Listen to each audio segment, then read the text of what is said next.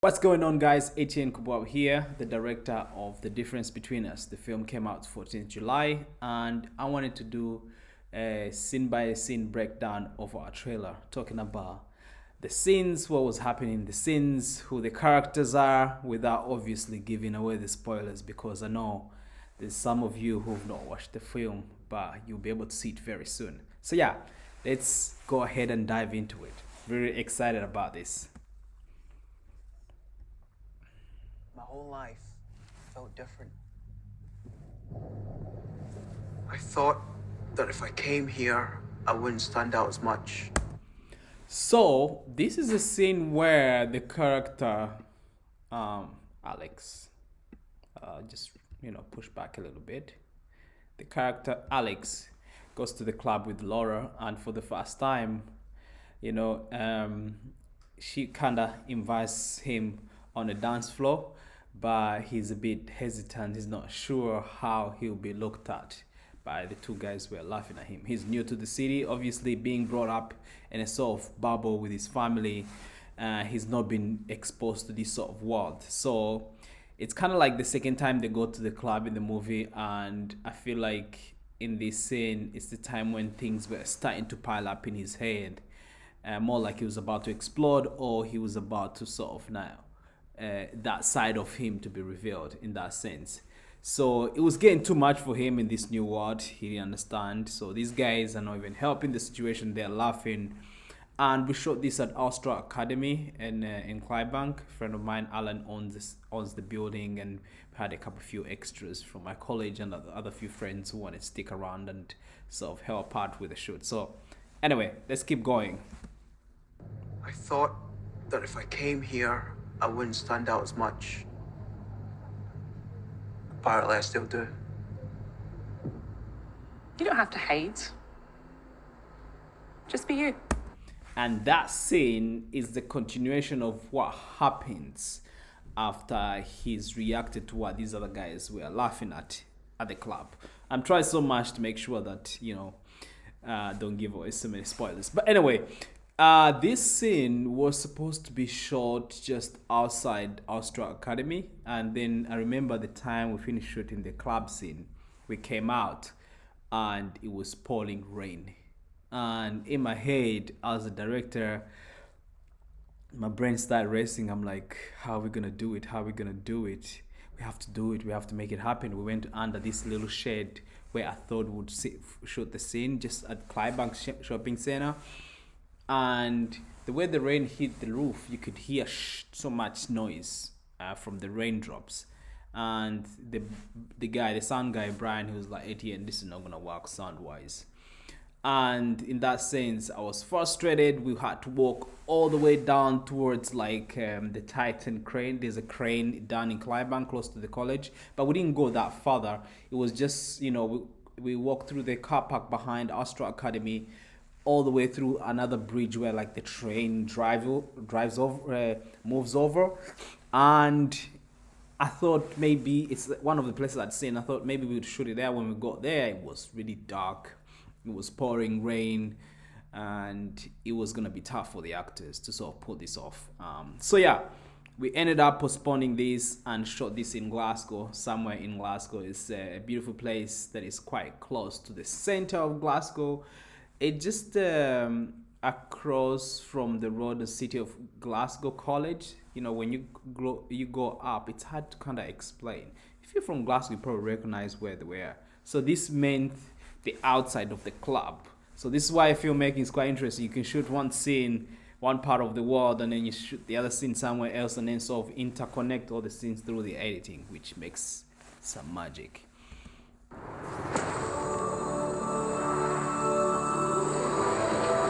Boom! Glencoe leading to the Highlands. So me, Lewis, and our cinematographer came with me for a day in Glencoe. We went around shooting these scenes, driving around, car tires. You probably see it in the movie at some point. And something really interesting happened in this day. When we were shooting, a few drone shots where at this main road, there's where you stop and you sort of turn a left. We're going to where they shot Skyfall. So there, at one point, a military plane just flew as soon as our drone kind of went down. So it came out of nowhere. It's one of those random things that happen when you're on the shoot. So that was quite was quite a moment. I looked at Louis, Louis looked at me, I looked at the guy flying the drone. I was like, dude, your drone would just been gone. It just needed a few seconds, you know. And Gordon, he's really cool guy, and he played it cool. His drone was ready down. We'd already got the shots, and that's when I knew it's time out. It's time to go. I mean, when things like that happen, it's like, okay, if you've got your shots and you're in this space and random things start happening, it's time to go home as long as you got your shots. But anyway, we didn't go straight away. We ended up going deep, drove that little road towards down. There's some other scenes you see, and we filmed the car going all the way down, as if it's going to where Alex really comes from in the Highlands. So it was quite an interesting place. If you've never been to Scotland and you want to visit Scotland, this is a beautiful place to visit. Just for a day out, make some of these little, things to take out and some tea, make sure you're covered up. It's beautiful.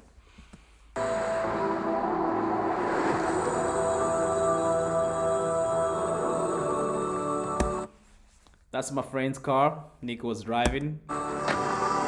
First time he comes to Glasgow to join university, and over there you can see Rory, the character, and this bike I borrowed from my mom's herb center. My mom runs a charity, so I was like, can I get this bike for the film? So many things, so many little things that you have to add in the film. And then he's arriving in the city for the first time and encounters this guy called Rory.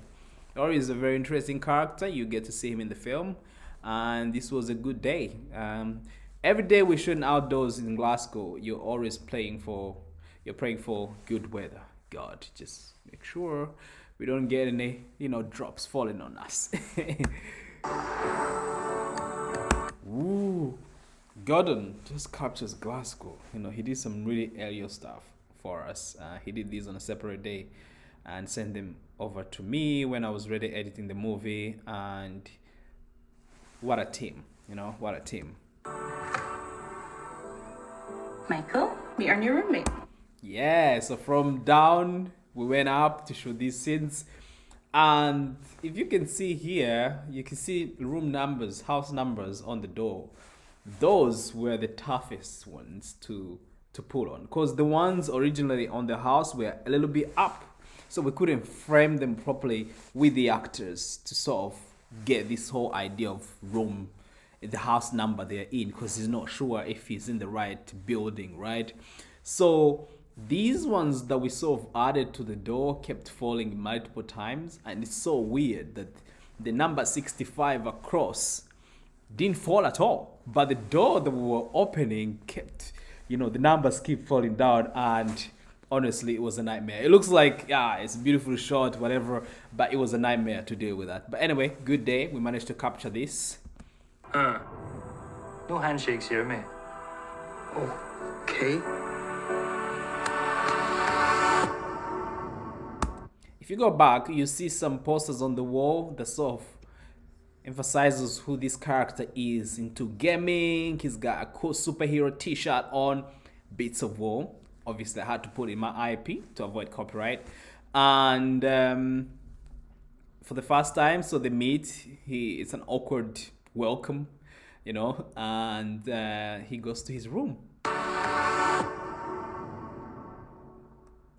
These photos of Alex's family were taken at my friend's studio, Malone, really cool guy. We made these photos before we kicked into production. It was a cool day. It was another 3-4 hours a day where we got a few actors together who are part of the photos. And we also did some photos for the posters and stuff like that. So I kind of wanted to do the same things in one go, so I don't have to go to the studio after. So it was a cool day, good photographer. He did the premiere for us, good guy.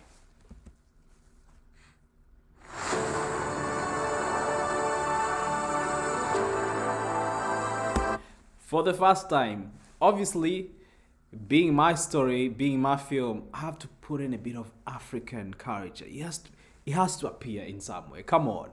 Anyway, if you see what they're eating, that's pounded yam from Nigeria. I'm not from Nigeria, but I fell in love with food from Nigeria. So I love pounded yam. I ate it with different soups from different parts of Nigeria. I tried to cook them anyway. I'm not like a pro.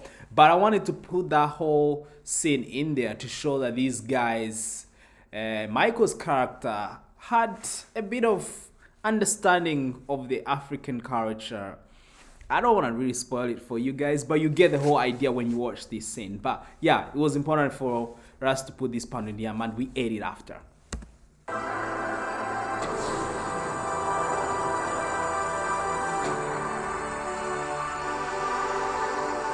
Right in the Highlands, you know. I don't want to say much about this, but a good day to shoot. You read newspapers? Yes? Man, what century are you from? Oh yes, he's been raised in the Highlands. You know, the parents don't do the whole technology thing. I don't want to say much about that, but hey, you see it in the movie. Craig Ware and his band, they let us use some of their music, and they also appear in the movie. Really cool people to work with. Back to the scene where, you know, that scene at the opening of the trailer, which I've already explained. This is Michael's job.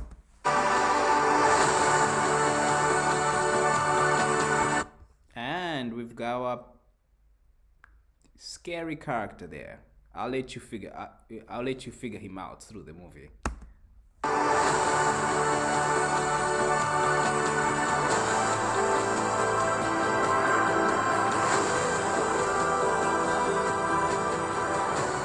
What has happened to you? Yes, borrowed some of my family houses to shoot, and this is someone else's bed, but they were kind enough to let us use the house, and you know, we made sure that we didn't break anything. But you know what? You gotta just use what you have. I'm so sorry. Really interesting scene for me to shoot. This one in the bathroom. I really like the lighting and the look of it and how scary this character was.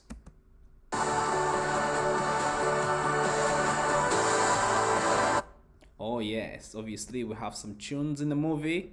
Some of the DJ E.T. tunes and Jerry Jane, a Swedish band from Sweden, good friends of mine. They let me use some of the music in the film, which was really fun.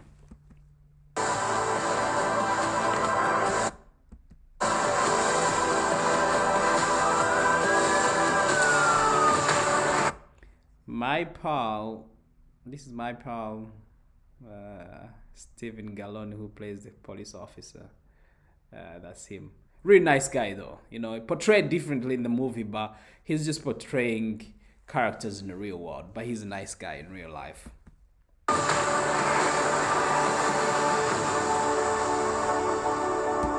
Apparently, this prison that we're shooting at, somewhere in Orkney Street in Glasgow, somewhere in Govan, they let us use it. They were really kind enough for us to shoot here. Apparently, the place is haunted at night. So I was looking at my time, bruv. I'm like, I'm not gonna be here till late because I don't want to be hearing these ghosts as we're on set. But anyway, this was a great location. I mean, look at the tone and the look of these shots that Lewis managed to capture when Alex was just, you know, alone in the cell. It's beautiful. It's one of the scenes. It's one of our favorite scenes in the movie, and here he really shows you what he's feeling. You know, he's alone. He doesn't know a way out, and this was on our day one.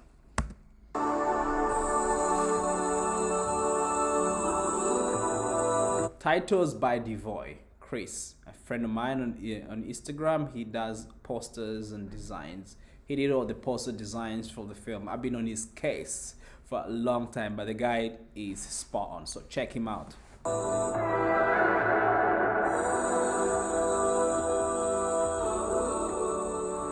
And this is everybody involved, you know, the music, Emily Francis Piloto, Alex, Axel, Jen Olson, myself, Lewis, Nick, Rose Sehakizinka as my mom. She's a producer on the movie. Craig, and did I forget anybody? But there's also other cast members and crew members who are part of this production who made this possible. Alex Watson! This is an iconic scene for me anyway, because it sort of translates what's like living in Glasgow in Scotland. So I'm gonna end my breakdown of the trailer here.